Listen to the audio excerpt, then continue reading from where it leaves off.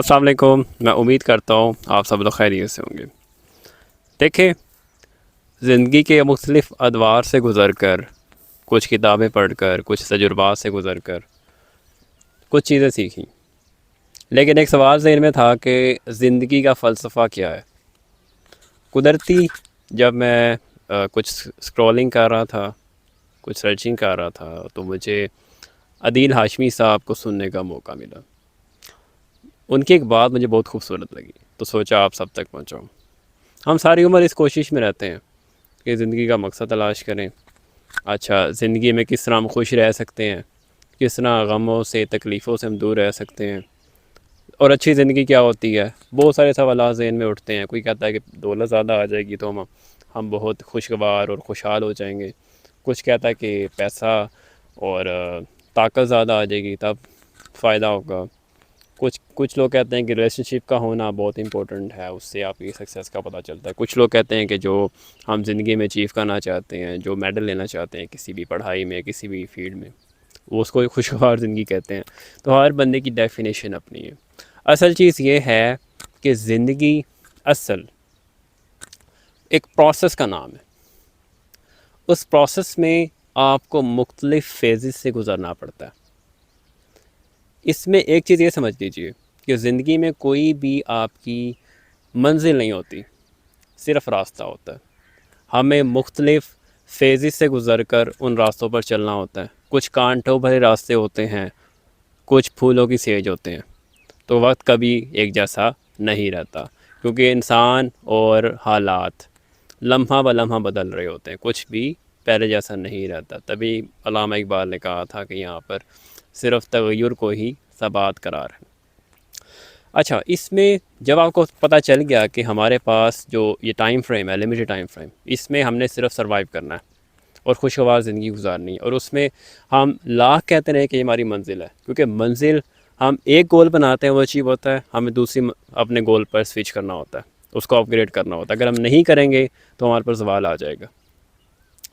अब जब पता चल गया कि ज़िंदगी एक प्रोसेस का नाम है, उसमें डायरेक्शन होती है, उसमें कोई आपकी एक मुतय्यन मंजिल नहीं हो सकती और आपने रास्तों पर चलना होता है, तो उसमें क्या करते हैं, उसमें एक चीज़ का ध्यान रखें। जब हम खुशी के पीछे भागेंगे ना, तो खुशी के साथ गम होता है। ये लिमिटेड होती है। इसके साथ इसकी भी जो इंटेंसिफाइंग फॉर्म है वो है लज्जत, जिसको हम प्लेजर कहते हैं।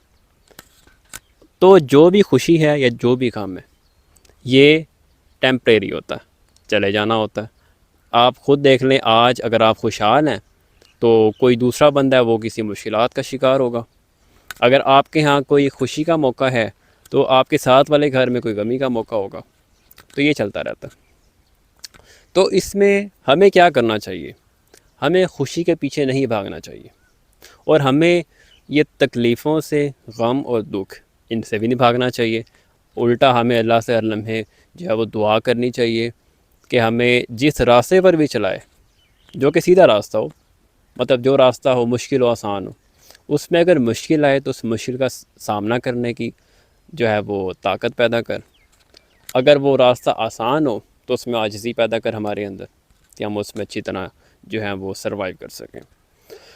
तो असल फ़लसफ़ा ज़िंदगी का ये है कि उस प्रोसेस में कोई आपकी मंजिल नहीं है, और उस मंजिल में आपने जो रास्ते हैं वो बदलते जाने, हर रास्ते पे चैलेंजेस आने हैं।